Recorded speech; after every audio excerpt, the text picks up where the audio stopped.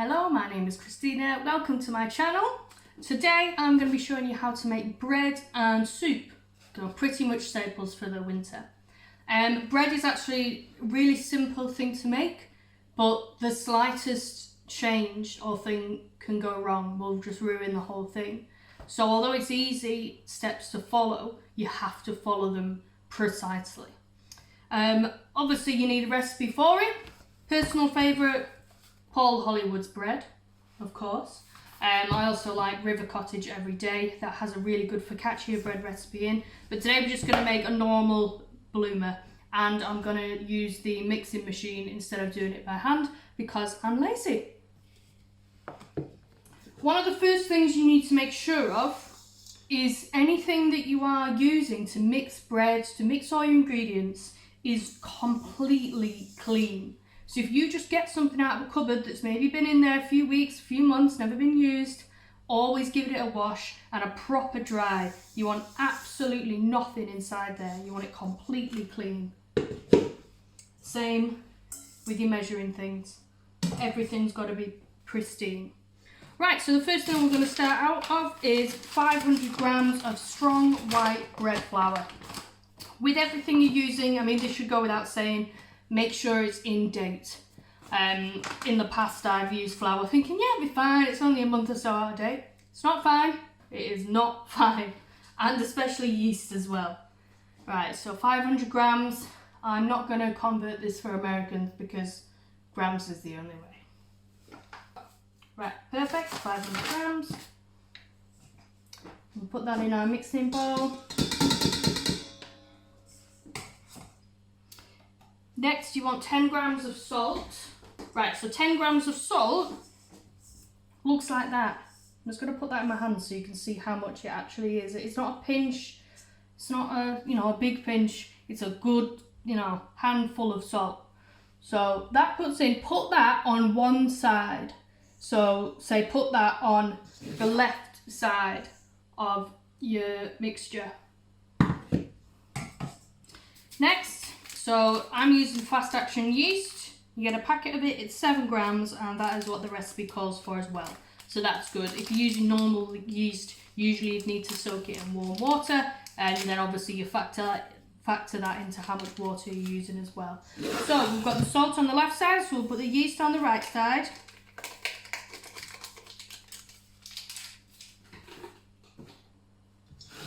Then we're going to add olive oil. 40 millimeters of olive oil, plus extra for oiling. Where is my little tiny jug?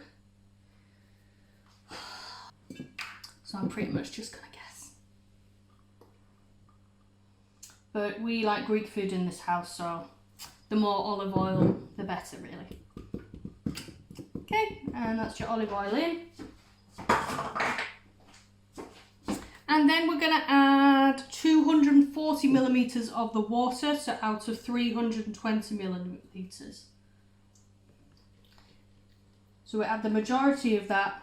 Is that right? Yeah. And then we're going to put that on the mixer and then slowly add the rest of the water. So put that on our mixer there. Make sure it's locked in. Okay. And put it on the mixer. That's locked in, and push it down. And I'm just going to turn that on low. First of all. So when I see that start coming together, you don't have to use all the water, so you can just add a little bit at a time. So you can see at this point we need to be adding some water.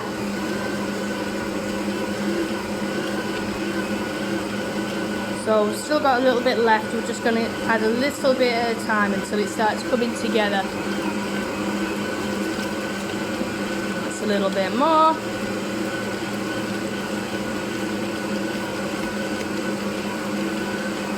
Near that slopping around there.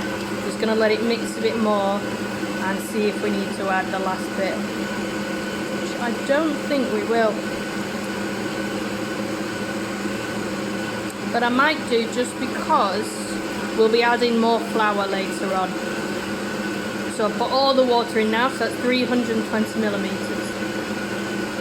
Yep, and now we just let that mix.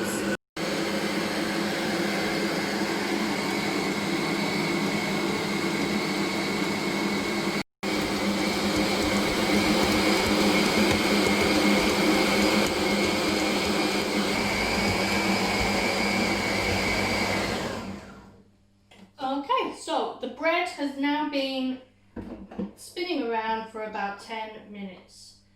So now what we're going to do is take that out. The easiest way is to take this off with it as you take out the bowl as well. So now it looks like this. So obviously it's going to be quite sticky, stretchy. With bread dough, you want to be able to stretch it for about 20 centimeters between your fingers. So as you can see, there's about 30 centimeters on that. What you're going to do then, you need a slightly oiled bowl that's clean.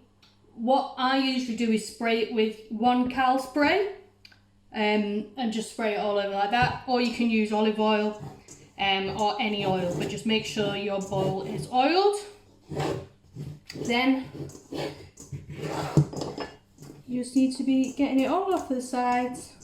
So it's obviously going to be stickier when you're using a machine like this. If you are doing it by hand, it's likely to have added more flour to it, so it might not be as sticky as this. Okay, so your bread in your bowl is going to look like that. Then you can either cover it with a clean tea towel or cling film. And then you're going to leave that in a warm place. What you want it to do is triple in size. So I know a lot of recipes say double in size, but Paul Hollywood says triple. And you've got to listen what Paul says. Even if people say, you know, double in size is fine because you're going to prove it again. Just always follow your recipe. The recipe says that. No, they've probably developed it over time, perfected it. They've not just shoved it together and say, yeah, that'll do fine. It's the best way of doing something. So always follow it. Okay, so got that on cling film now, and we'll come back when that's tripled in size. Okay, so now that the bread is almost tripled in size, we want a baking tray lined with greaseproof paper. So we're going to cut that to the size I want. So the bread is going to rise again. What we're going to do now is knock it back. So we're going to knock all the air out of it, and then we're going to put it on that tray to prove once again. So it doesn't have to be strong white flour. This can be just normal plain white flour. So you're just going to use this to put on your surface. So this is our bread now, look. So you can see how much it's risen from what it was before. Take off that cling film. Already smells great. Okay. So put flour on our surface. Plenty on. Spread that around.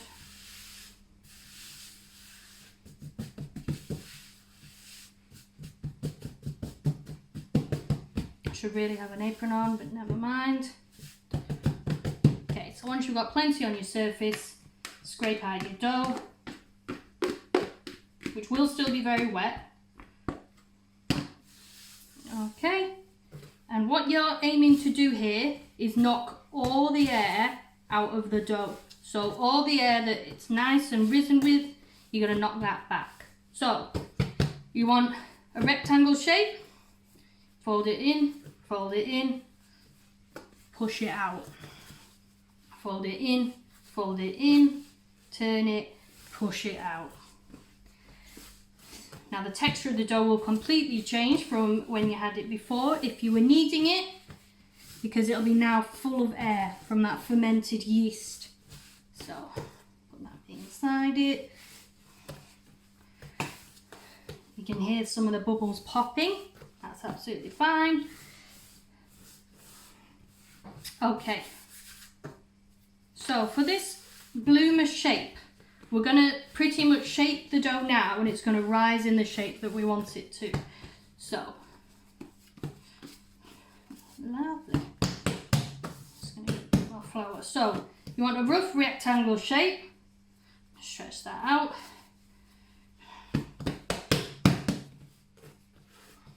Touch more flour. And there we go. So you're going to fold the top half into the middle, like we did before for knocking the air out, and the bottom half into the middle, and then turn that round and upside down. And then you're just going to shape it into that bloomer shape. Okay, so you want a rough oval. And then just tuck it all in nicely. Okay, and we're going to put that onto our baking tray here, and then just shape it onto there if you need to.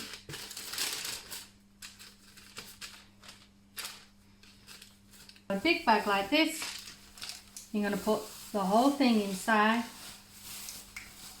like that. Tuck it under. So now this dough has got all that space to rise inside, look. Like that. And then we're just going to leave that on the side to prove. Okay, so get our bread out. So that was rising into the plastic bag. So I'm going to slowly take that out. That's risen so much that it's sticking to the bag. Oh. Wow.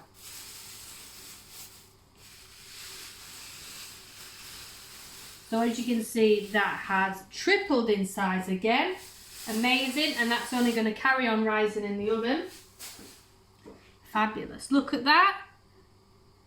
Lovely. Right, so now we're going to spray it. You can sprinkle it with water, or I've got this spray that I use to spray my houseplants. So I'll spray that with a bit of water, and then we're going to cover it in flour.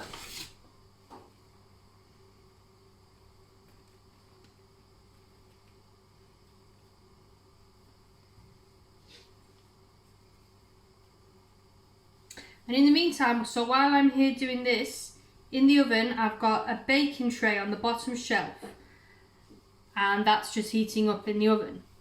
And just before I'm going to put this in, I'm going to pour in some water.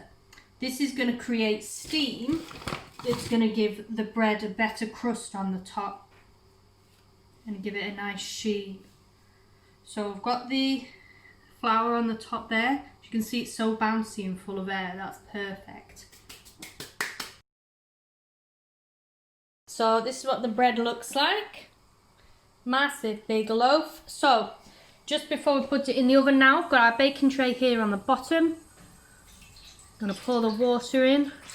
That's just getting warm now. And we've got it on gas mark 7. So with a very sharp knife, you're going to make 4 diagonal cuts.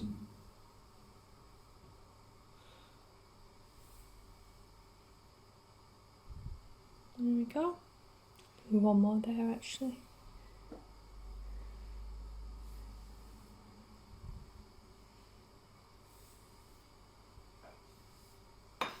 Perfect. And I'll pop that in the oven. Right, I'm just going to open the oven. And our bread is going to be drying. It's going to be cooling on a wire rack.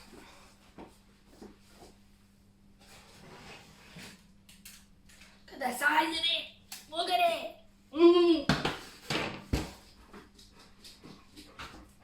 So, to test if bread is done,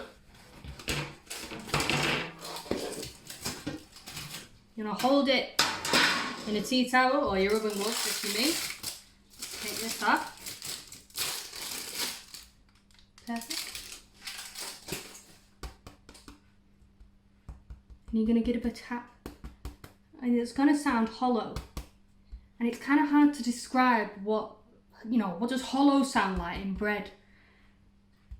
but it really does come with experience. So that is ready. I'm just going to put that there. Size of it. So yeah, so with any bread, do not cut it until it's completely cool. And that's why I put it on a wire rack as well, because if you just put it on a flat surface, then underneath it'd go all soggy, and that's how you get a soggy bottom. So you want it nice and crisp all the way around, so always put it on a wire rack to cool down. So this is what our bread looks like in the end.